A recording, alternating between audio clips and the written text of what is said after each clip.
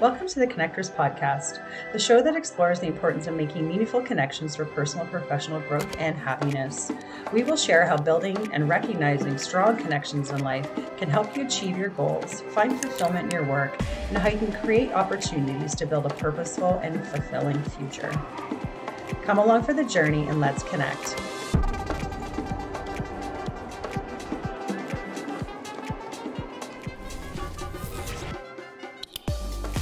Welcome to our show, The Connectors, where Joe and I speak this week to Phil Burgess about making workplaces more human, having trust and connection and better discussions, about sharing the data and analytics around actual case studies that have been done in the workplace to improve connection, to improve well-being, and to show a solid return on investment from the business side. We talked about culture building and the role of leaders in modeling what matters, and about dissolving the hierarchy between leaders and the teams and employees. And finally, we touched on therapeutic talking and listening as a way of improving well-being and building connection. Hello, and welcome to the Connectors.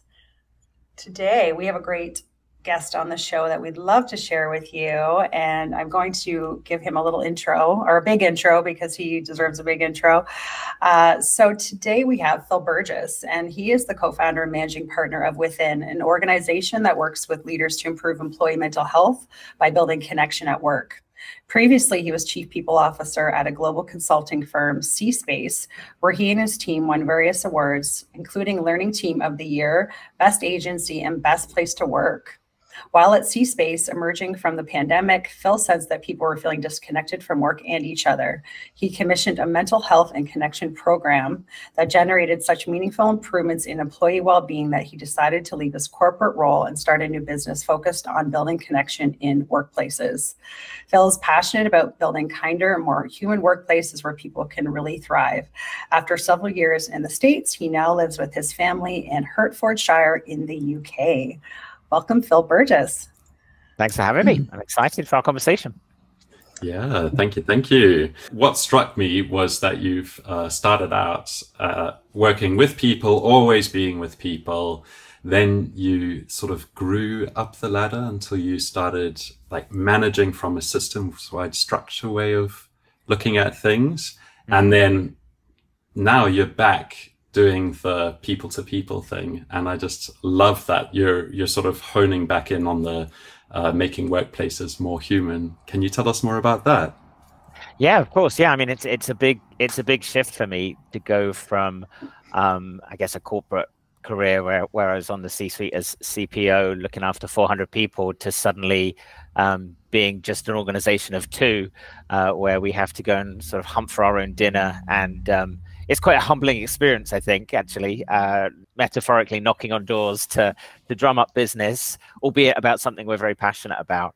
And but exciting and liberating, exhilarating to be getting out of bed every morning and doing something I believe in. And I think after sort of 15, 20 years of corporate life, much as I enjoyed the roles and like to think I had an impact in them, it's fun to be scrappy and entrepreneurial again, and building from the bottom up. And yeah, let's see where it goes.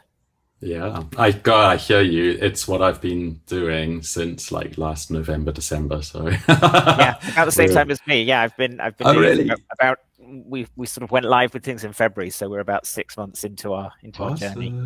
Very exciting.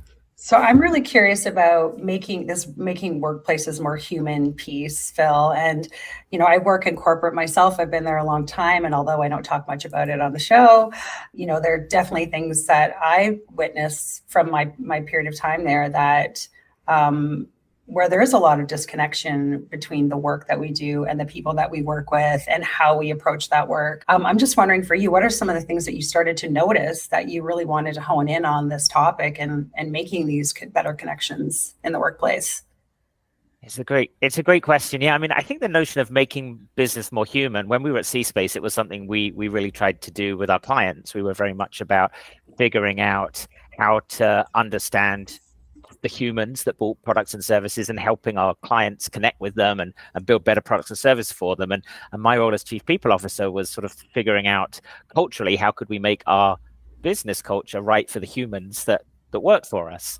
And a lot of that was figuring out, like, how could we help people show up as their authentic selves? How could we appreciate the uniqueness of the individuals that work for us, and celebrate their differences? So that took us into the realm of diversity, equity, and inclusion. What were we getting right there? But I think also I like to think about being human as being sort of messy and imperfect. And just as we as people are messy and imperfect, so are organizational cultures. And I think one of the things that I've learned over the years is you don't really set an organizational culture and then it just sort of stays the same, but it evolves and it moves with the external environment, with the people that work there, with the leaders that work there, with the things that hit us, like COVID, and I guess even things like the murder of George Floyd in the States, that had a huge impact on corporate culture and how we shifted. So I think this notion of being more human is sort of embracing that messiness, figuring out how it works. And I don't know, I was talking to my business partner Felix today actually about whether the notion of being human is good, because I guess I see it as being human is embracing all the good parts of being human, like a bit more kindness, a bit more empathy, a bit more allowing people to show up as themselves. But being human is also, there's a dark side to being human. It's being selfish. It's being arrogant. It's seeking power. It's seeking status. And I think most organizational cultures, just as all of us, have a dark side and a light side. And it's interesting as we think about how do we build connection in organizations? How do you embrace some of this sort of light and shade of people and culture? And what's the role of organizations like mine, like Within, but also leadership teams? How do they sort of embrace these challenges? It's kind of messy, but I kind of like getting stuck into it. Yeah, I never thought about it that way, but you're right. It is messy. There's this light, dark side of, right, the people that work there, but also the organization itself. So in terms of when I think of that, I think about how do we align? How do we get alignment with the people that work there and with the business culture? Is that something that you look at when you're working with these teams? Yeah, another big question. I mean, I'm just trying to think, like, how do we get alignment with it? I guess there's something about figuring out where organizations are in their journey right now. So every organization is different. Every team is on a slightly different journey, and depending on who you talk to, you won't always get the same answer about what that organization is like. So I do think there's something about as we go into organizations, or as an organization thinks about its own culture, it can be helpful to sort of map out these inconsistencies. So most organizations have a set of values on the wall, and we co-created them with our people, and we found that again, they had light and dark. And I remember an amazing trainer who came in and spoke to us about polarities, and both things can be true at the same time. You can and I think that's true of organizational culture as well. So I don't, perhaps alignment it's making me think, is alignment even the right word? And is it actually more about appreciating some of the nuance and not trying to fit it into a box, but actually say that there's different extremes that can happen at the same time? And that's one of the things that I think makes it really interesting, but also so challenging to lead organizational cultures right now, because things are quite divided and people's experiences can vary so much day to day. I don't know if that makes sense. Your questions are just making... See, I can see the wheels turning as we're having the conversation. I've got these ideas of, okay, so we're balancing the good and the bad, and sure, we can't always take the good, but we can't always be dragged over to the dark side, Luke Skywalker. But I was also thinking that if we think of words that are like grit and resilience, which people want to have, how do you center a whole entire organization of 400 people around 5 words? Grit and resilience, they're good words to have, and they're 2 words that I resonate strongly with. But the homeless person who's on the street also has grit and resilience, which is the negative side of the coin that we're talking about. And that's not an okay thing to have in that situation, Yeah. I mean, I perhaps a way of answering that question is that, again, just thinking about this idea of human and different sides of things, or taking something like resilience or mental health. rather than thinking about the fact that someone is always resilient or never resilient or has poor mental health or good mental health. It's perhaps it's for me, it's a bit more of the fact that we on different days show up with different emotions, different feelings, and different scales. So on one day, I may not have a I don't have a mental health diagnosis, but there are days where I have good mental health and I'm feeling good about life. And there are days when I have poor mental health. And there are weeks when I feel resilient, like I can take on the world. And there are days and weeks where I sometimes feel pretty broken and I'm not really sure what to do with myself. And I think as leaders and as organizations or as consultants going in to help those companies, perhaps that's a way of thinking about things that we're not all the same all the time. We don't become resilient and then you're resilient forever, because a life event will happen and it will send us in a different direction, and we may not know what that is. So I think an interesting question is, I suppose, how do we equip people with skills, mindsets, tools, techniques, support networks to help them as they navigate these sort of shifting sands, these changes in emotions, changes in their lives. And that's why I think connection is so interesting and often under leveraged, because I think the notion of having a strong support network, having strong social connections is often under leveraged as a solution for many of the problems, challenges that we face as individuals or as organizations in the world today. And that's why I'm so excited to come on this podcast with you, because I think as I talk to leaders, I think there are a cohort of leaders that are cottoning on to this idea that if you can help people build relationships, that can be a really powerful way of helping with resilience and well-being or creativity or innovation or reducing attrition. And these big, hairy words that organizations are trying to grapple with, often through initiatives that don't really shift the needle. But it all comes down, for me, to human connection. And if you can connect with the humans and you like working with them and you respect working with them and you get energy from working with them, then that goes a long way. You talked a lot about leadership in there, and I think that's where my brain goes to in terms of this. The organizational culture is, how do we get leaders on board with that kind of mindset? Because there are a lot of leaders that do exist all currently in a lot of these organizations that probably have an old way of thinking, and getting them to shift their mindset and getting sort of a new types of thought leaders in those positions, I think is what is necessary for what you're saying to happen. Yet there's still a lot of, I guess just older mindsets in terms of the way people think, or this is the way we've always done things, or they're still not quite there yet on that bandwagon of understanding this connection and neurodiversity and inclusion, all those important things. So is it up to leaders? If a leader is not jumping on board with those things, it is up to their leaders to make sure that they're doing that. Like, how do we get a culture of leaders that are going to cultivate this environment? It's another really. I wish I knew the answer, because it would be amazing for my business if I could figure that out. We talk about this today. We talk about this a lot. Like, we've probably spoken to 50 or 60 CEOs, MDs, sort of CHROs or CPOs in the last few months as we've been going out telling them about what we do.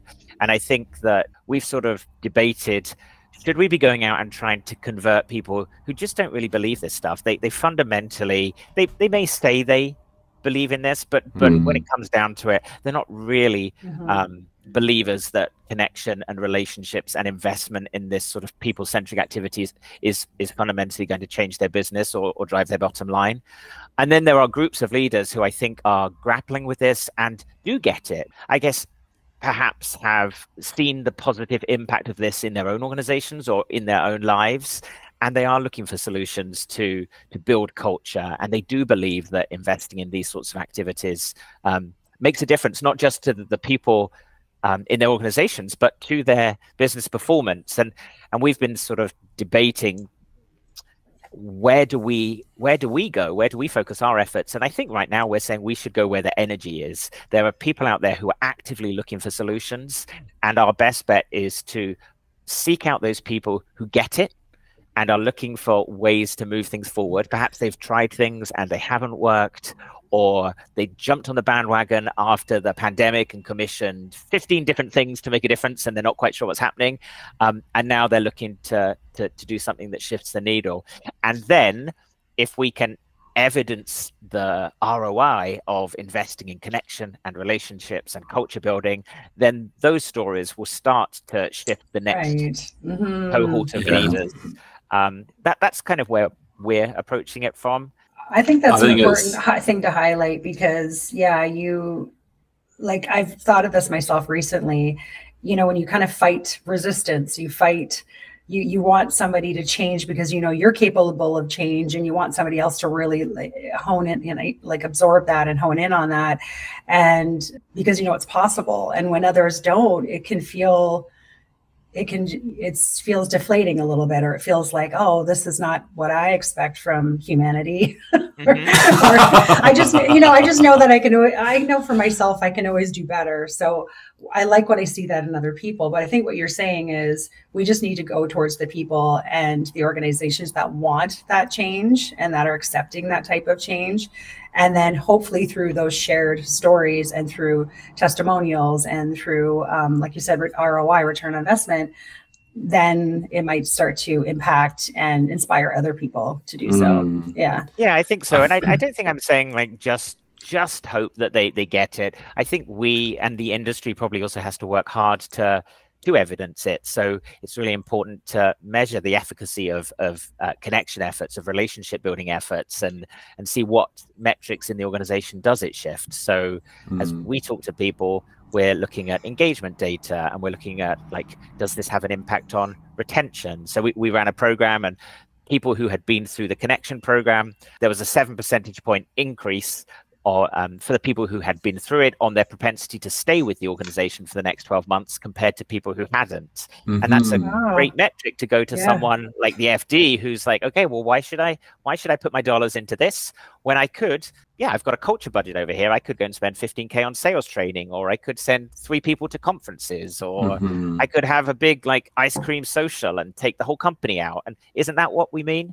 And so I think the more we can build those metrics, the more compelling the investment case will be for leaders to spend time and energy on these things, which can easily be dismissed as the soft stuff, just to do in times of when we've got a bit of cash. When I'd argue that actually it's when things get tough that you really need to build connection, because that's when you do want your teams to go the extra mile, and they are going to be looking around and jumping ship and worried about the cost of living. It's when you need to support them the most. That just makes me think we've all had a past in L&D, learning and development, HR training, and so often the L&D teams are let go first, or that in times of difficulty or crisis or financial issues. And it's always been this thing where we say, no, you've got to keep us on board. We're the ones who can, if you couple with us and work with us, leadership plus the L&D, we can get through this together, and we can chart a new territory.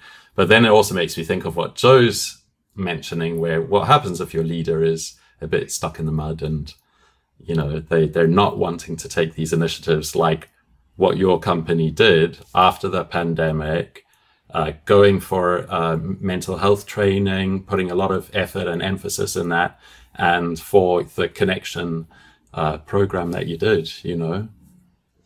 And I still don't think we got it right, fully right. We did well, and I think we made a lot of progress. And even then, it was still a challenge at times to get people bought into the idea of learning and development, and that tension of, particularly in an agency which required a lot of billable hours of its people, the idea of give me people who are trained, but I don't really want to spend. You need 10 hours to train them. Can't we just hire people who are trained? That argument I would have frequently with managers and leaders, where it's well, we can either employ them and train them, or we can try and have them just ready trained. But no one really comes ready trained, do they? They need orientating into our culture and our business. So it was a constant, I think battle is the right word. It was a constant battle to try to land that with people. And in challenging times when money got tight, it still did get cut, and it still did get deprioritized, which I found intensely frustrating. And I don't think I ever fully figured out. I'd love to say I did, but I think honestly I didn't. If you figured it out, you'd probably still be there in the company that you figured it out in. And it's certainly one of the reasons why I'm now doing what I'm doing, because being part of that corporate environment, fighting those battles was tiring.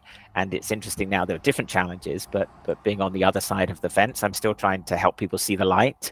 But I guess I can go to in different directions depending on the response I get. Yeah, and that could be exhausting too, right? Fighting those battles all the time. I think I'm noticing it just personally for myself, where I want the battles I want to fight and the battles I don't. And I think it's great to me, you're a disruptor. I like that word, and people that are disrupting the status quo.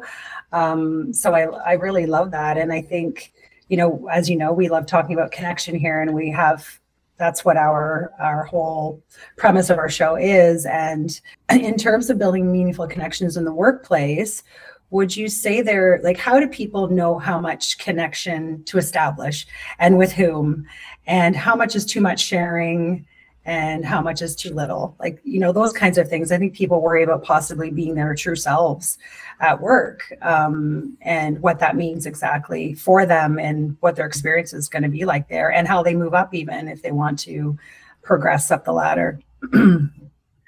Yeah, I mean, so many different ways we could take that. I guess one thing that we tend to talk to organizations about is it's a bit of a spectrum. So there are some organizations where it's a very brittle culture. It's sort of armor up. I'm not going to talk at all about any of my weaknesses or anything about my life outside work, because that's just not done here. At the other end of the scale, and I do see some organizations getting into this territory, it's almost like everyone is talking to everyone about everything, and it almost feels like the organization has become a de facto therapist for staff. And I'm not saying that organizations, I do think organizations have a responsibility to provide access to mental health solutions and therapy for staff, but it shouldn't necessarily be the organization's job to be the therapist, and that's sharing everything with everyone. And I think a healthy place is sort of some middle ground. And we often have this conversation with clients about what's right for you, where people feel safe enough to sort of take down the social mask on occasion and be really open about how they're feeling about things, free of judgment. Free of judgment, I think, is a key part of it. So they need to be able to talk openly, and they need to feel that someone's listening. That doesn't necessarily mean everyone all the time. But are there spaces, are there specific groups, are there specific individuals, people, relationships that people have where they can feel that they can sort of take down that mask that we all probably wear at times when we're thinking about, how am I showing up here? And I think that's always a good place to think about who are those people for you as an individual? Like, where are those spaces for you? And if you're more on the culture side of things in an organization, do our people have access to those spaces and those people? And are we facilitating for that for them? Right. Okay. So you're establishing trust with specific people, or with perhaps your HR department or whoever it may be that you feel safe speaking to, or you have friendships at work too. So those relationships, focus on those where you have those outlets. But find you might a variety of people. Right. Find a variety of people, different departments, even maybe different ways areas. Of support. And I think I think the other part of your question, Joe, seemed a little bit like, I guess one of the things I noticed, particularly in companies with a lot of younger workers, perhaps more liberal, in more liberal areas as well. I think there's an expectation from workers in many organizations that their leaders are showing some vulnerability. So I think the leadership paradigm is changing in many organizations. I think people look upwards and they're like, I want to know that my leaders are human and that they are fallible. That doesn't mean that they're crying all over the place and losing control, but actually I have found that if a leader is authentic and shares with me or shares with the team that they don't know the answers, that they're struggling, they typically go up in my estimations.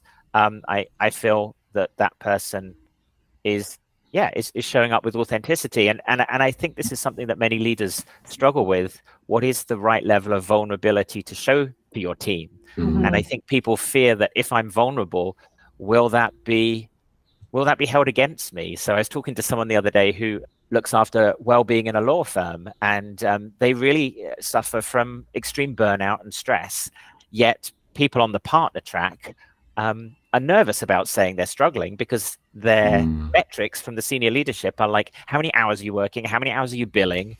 And they don't want to know that you are stressed or worried. Whereas I've always really valued someone on my team coming to me and saying, I'm really struggling right now. That's a sign, I think, that they feel psychologically safe. It gives me a clear signal that they need some support. And that's something I've really valued and tried to instill in them. So again, I don't think there's an easy answer, but I think that grappling with that sense of how much to share, who to share it with, will it be weaponized, is certainly on people's minds right now. I don't know if you've had similar thoughts or experiences. Yeah, well, I was just thinking, even with my leader at work, she's been really great at checking in with me. At least we meet every week. She'll say, is there anything you need from me? If I'm having kind of an off day, I will let her know that, because I would rather it not show in my work that obviously I'm not focused on something, or I'm not reaching this goal because I've got something else going on and it's really taking up my, brain capacity or my mental or emotional, health in that moment. So I've been better at having those conversations because I have that type of leader, but I can't say I've always had that.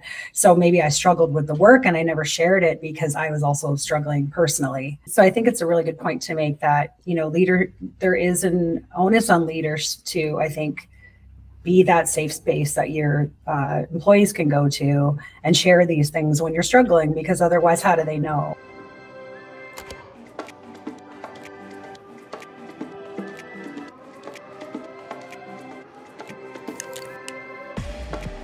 You can find us on the following social media platforms: Instagram, Facebook, LinkedIn, and YouTube.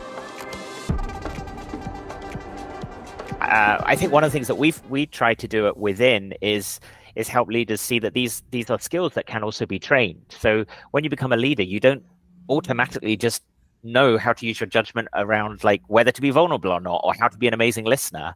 And one of the things we do is try to help leaders and managers learn how to listen really well, but also how to talk openly in a safe, sort of structured way that helps build connection. And there's a lot of evidence out there that if you feel well listened to, if you're able to talk openly, and if you do that with another person, another couple of people in a very structured way, then it can lift well-being for both parties, that sense of helping each other and seeing each other as people. So I think that's the other thing that leaders can think about. Like, this is a skill, a muscle that can be flexed and improved. It's not something that you're just born with as part of a set of leadership traits. Sorry, Quentin, I think you were going to say something then as well. I found two bits of research recently in the last couple of weeks, which hone in on what you and Joe were talking about. So the first is 70% of a team's engagement is influenced by their manager. And that was a Gallup poll.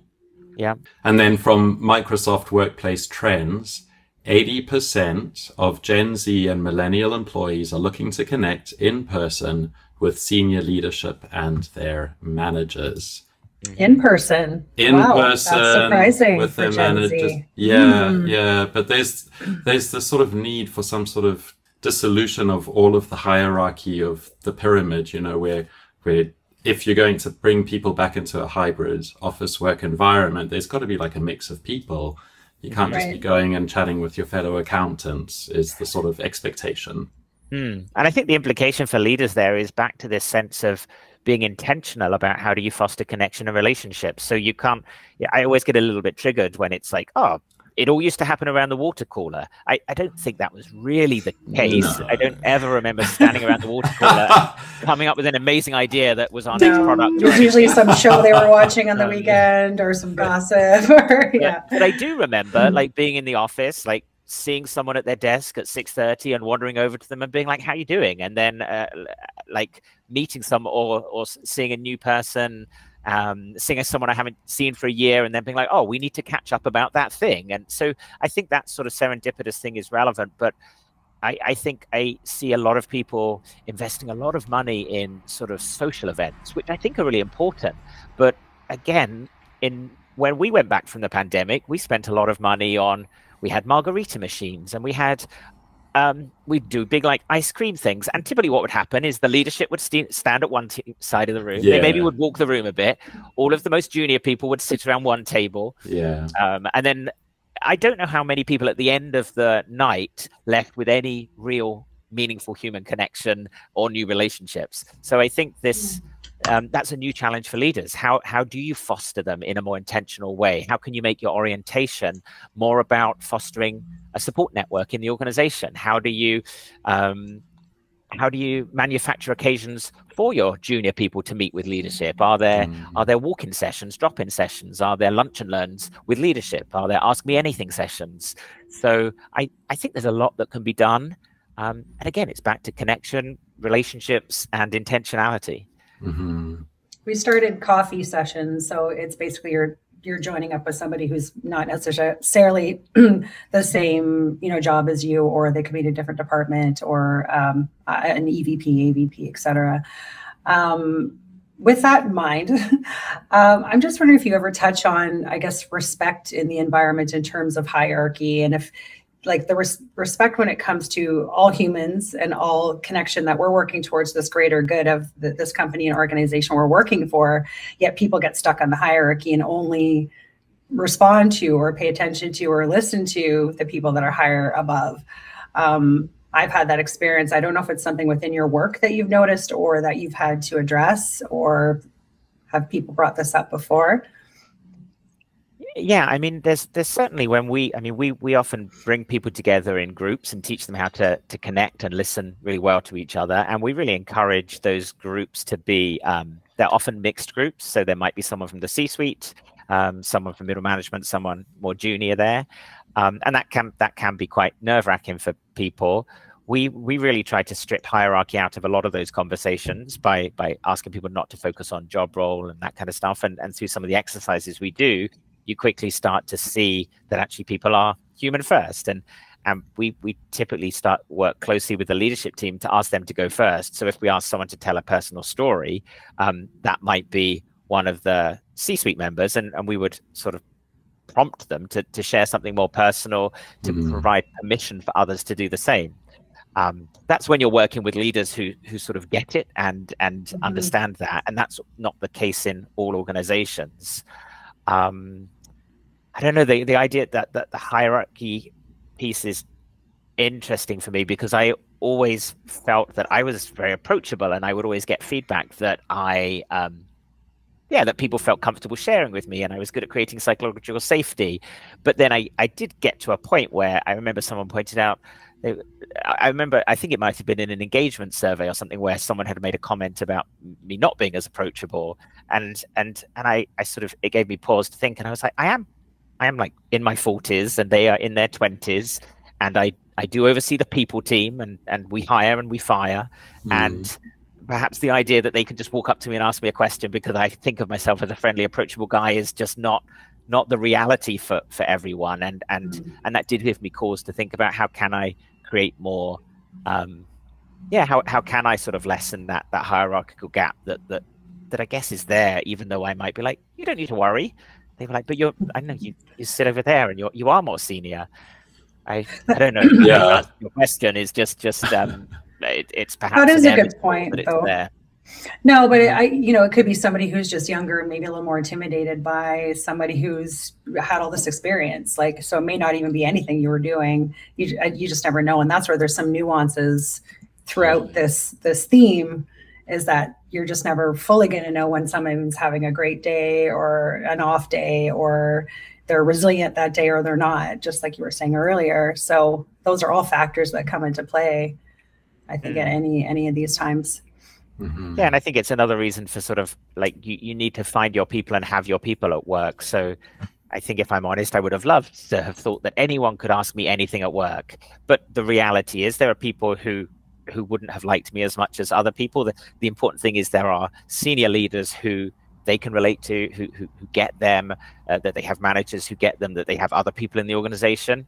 And yeah, I used to run the London office of C-Space with Felix, who's now my business partner at Within, and we're very different personalities, and there were people who would gravitate towards me when they had a problem. There were people who would gravitate towards him, and that actually kind of worked quite nicely. And I think that's, again, probably something that leadership teams can be conscious of. Like, one person doesn't have to connect with everyone, but have you got people covered across your senior leadership team? Are there patches where relationships are not strong? Are there bits of the organization where people don't feel safe or haven't got an outlet or are feeling like there are outliers? And can you pick that up in the data you collect from engagement surveys or mapping who's progressing well or not with managers and that sort of stuff? Does any of the stuff tie into people's job roles? So their job descriptions, in terms of, like, do you think in organizations there should be job descriptions where people have to fit into that, structure, what that job is, or more that what your skill sets and your experiences and your competencies are should be aligned with something that you're better at? And I don't know if that plays into this sort of connection and leadership and all those things, but just something that popped into my mind about, we're always trying to fit people into this, box of how we want this job to be, but is that the right role for a person? Or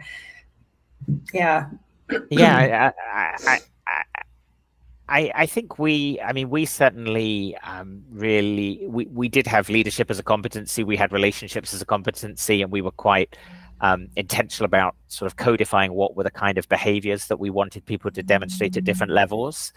And I can imagine a lot of companies have those sort of softer competencies alongside the technical skills. We wanted to try to help our one of the things we did, which was less of a competency framework, but we looked at our manager framework, and previously it had been very focused on, here are all your responsibilities as a manager.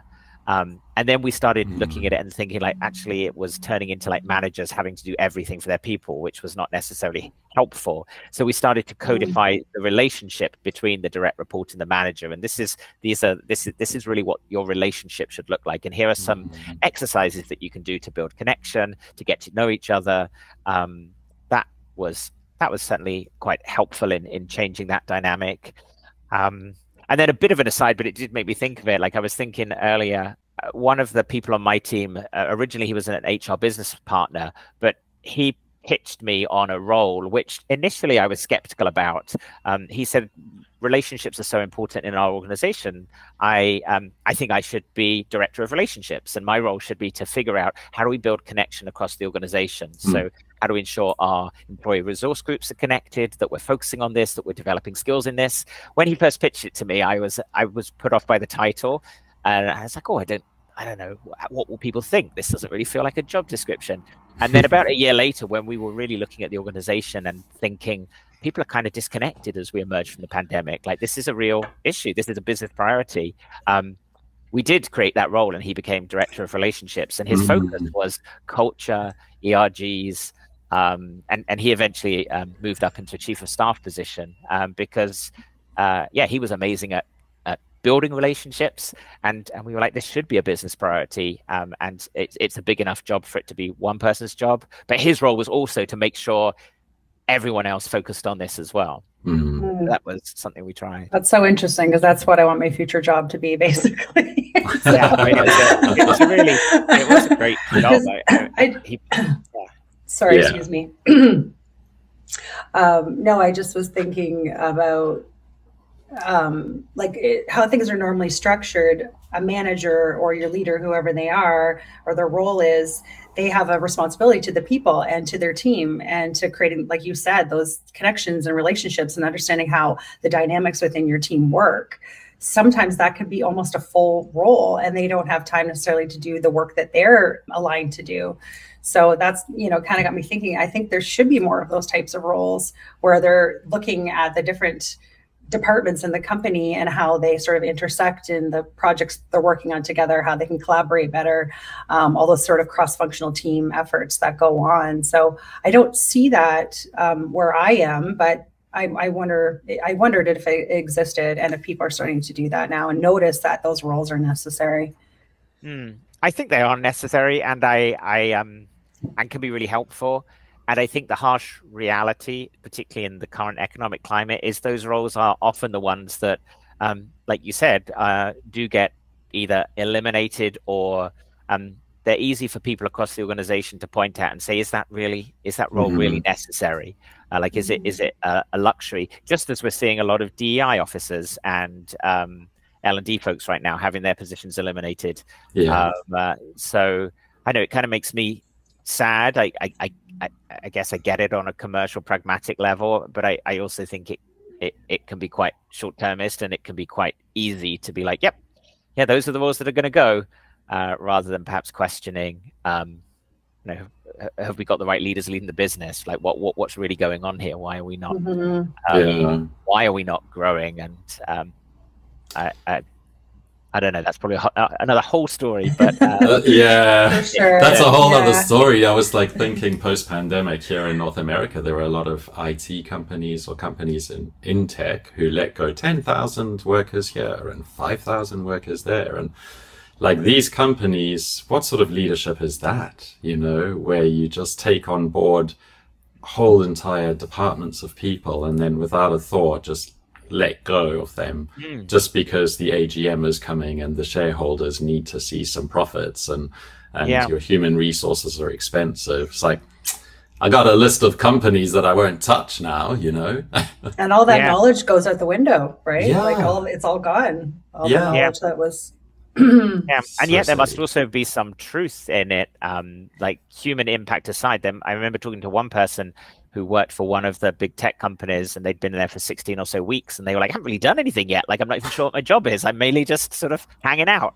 And of course, I don't want to downplay the human impact of all those layoffs, but I guess it comes back to that leadership thing. Like, are you being intentional about like how you're staffing and hiring and that kind of hire and fire culture of bring everyone in when things are going good, like Great Resignation, talent was hard to get. Everyone suddenly hired everyone like crazy, and then there's a dip and everyone's laid off again. We're seeing it every day, and yeah, I don't know what the answer is, but it's certainly depressing to see. Yeah, we'll have a follow-up show on more of these things. So I wanted to ask 2023 roundup. I want to ask you, Phil, about your Within Leadership workshop. Do you want to tell us a little bit about that? I know Quentin and I are both signed up, and we're really excited. Oh yeah, no, that'll be fun to have you there. Yeah, so at Within, we're really focused on helping leaders drive results by building connection in their workplaces, and we run various programs, longer-term programs as well as short-term programs to help train people in how to listen really well and how to talk truthfully, and that increases well-being. And what we've started to do is run free 90-minute workshops, which are open to anyone to attend, where we teach people a couple of powerful techniques for connecting with others, and we also help people become aware of some of the bad habits that many of us have developed as leaders, as just humans, that can sometimes get in the way of connecting well with other people. So they're quite intimate sessions. They're usually sort of 10-15 people, and it's a chance to learn some new skills and connect with peers. So yeah, if any of your listeners are listening, there's details on our website, and we'd love to see some more people in them. Yeah, awesome. For sure. And we will put your website in the show notes, and please sign up for the next workshop. Yeah, no, that would be fun. Yeah. And I wanted to hear more about this campaign that you and your wife had started to clean up litter. Yeah. Oh yeah. So I mean, it was a bit of a side project, really. So in 2020, Sarah and I had moved from the UK to the US. And actually, we hadn't really found our people. So again, it somehow always comes back to connection. We were feeling a little bit lonely. We were wandering on the beach one day, and my wife's always picking up litter, blowing around, and it was December 31st, 2019, and we picked up a bag of litter, and then we went home and stuck it on Instagram and said, wouldn't it be cool if everyone who saw this picked up a bag of litter? And no one did. But by the end of January, we'd gone out every day and picked up a bag of litter and stuck it on Instagram, and we hashtagged it Just One Bag 2020. Wow. And then people started joining in from around the world. And by April, we had we'd collected 2020. That was our goal. So 2020 bags by April.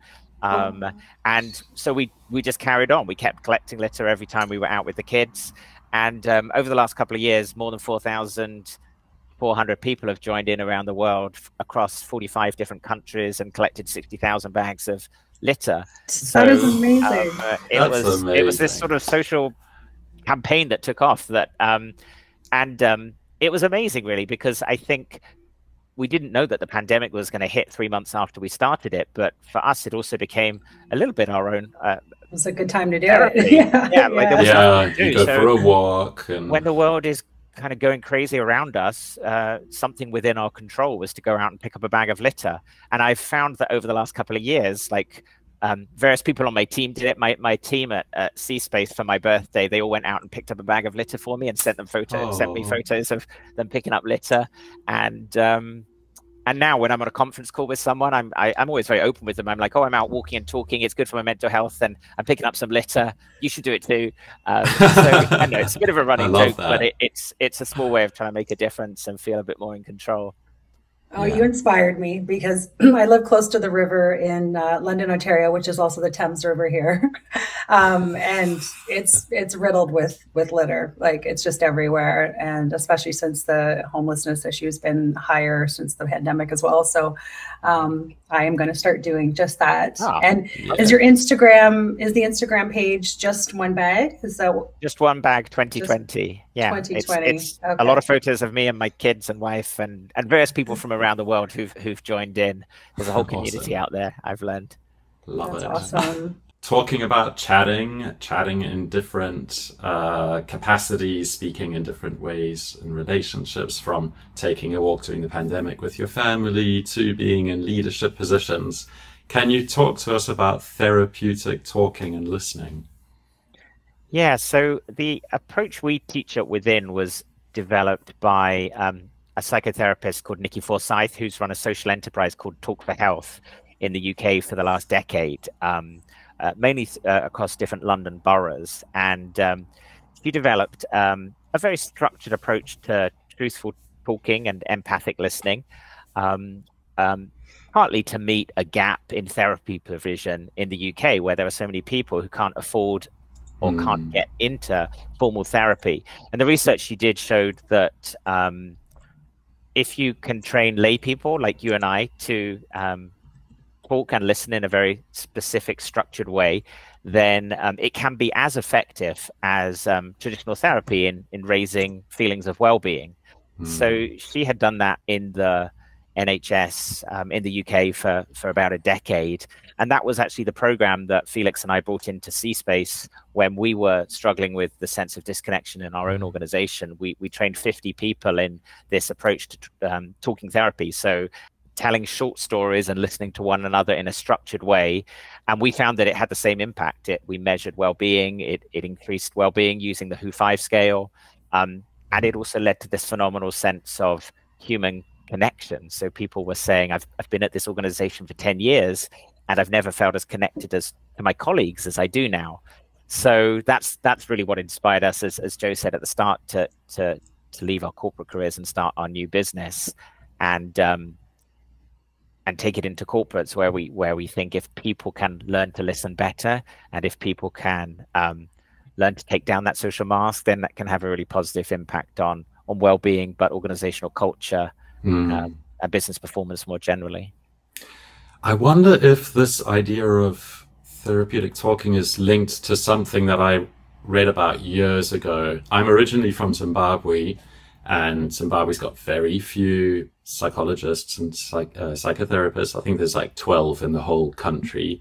And they started this thing called grandmother benches. And you would go and sit down on the bench, and there'd be an old lady like from the village there, and you would talk to her about your issues and your problems, and it would be a structured discussion. And it was because there was such low support in the population, and they did find that it really helped. Yeah. Wow, that's wild. I'll try send you guys a link to a story about that. It was really interesting to read. Why is it so low in terms of how many therapists there are? Because the UK steals all of our healthcare nurses and doctors and psychotherapists. They all go to the UK or to Australia. It's a huge brain drain, and it's a huge problem in Africa. Wow, yeah. I didn't know that. Yeah. I think, I've just finished Vivek Murthy, the US Surgeon General. He's just written a book called Together. Yes, it's on our list. It's my favorite. It's my favorite book right now. But it's all about, it's talking about the loneliness epidemic and the solution to that being social connection. He gives some similar examples from different cultures around the world where they have similar sorts of community-based circles, and it feels like one of the key ingredients is this. It's a non-judgmental space, and actually in life, particularly in work, most of us feel judged all the time. And if we're not being judged, we're worried about being judged, or the voice in our head is saying that. So being able to talk to someone in a structured way who is not judging you, who is skilled at responding in a way that doesn't jump in with their opinion or trying to fix you or tell you what to think, actually does deliver a therapeutic benefit. So I'm sure that what we're doing and is rooted in things that go back to those sorts of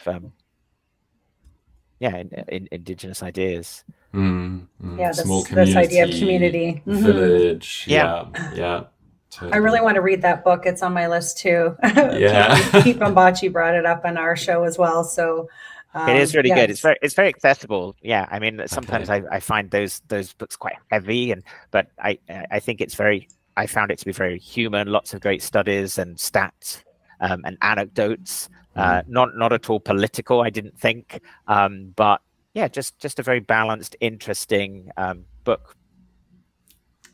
Awesome. Good recommendation. Thank you. So that does it for today's show. We want to thank our guest, Phil Burgess, for being here. Thank you, Phil. This was such a wonderful discussion, and I learned a ton, and we're going to do a summary of this at the beginning of the show, as we always do. Can you let our listeners know where they can get a hold of you? I mean, the best way to get a hold of me is probably on LinkedIn. So Phil Burgess. You can also check out our website. So we're www.within.business. If you're curious to find out more about us there. And you can sign up to the workshop either through our website or through a link on my LinkedIn page. Thank you so much for joining us. It's been a fascinating conversation across all levels of companies, corporations, and now you working as an entrepreneur. Yeah, well, thank you for having me. You've really got me thinking with all your questions. Awesome. Well, I can't wait to see what you do next, Phil, and I hope you come back for the show sometime. Yeah, I'd love that. Thank you. If you've got a story inside of you, consider pitching it to us, the Connectors. Get in touch with us on any of our social media platforms, and either Joe or myself, Quentin, will get back to you. So come join us on the show and let's connect.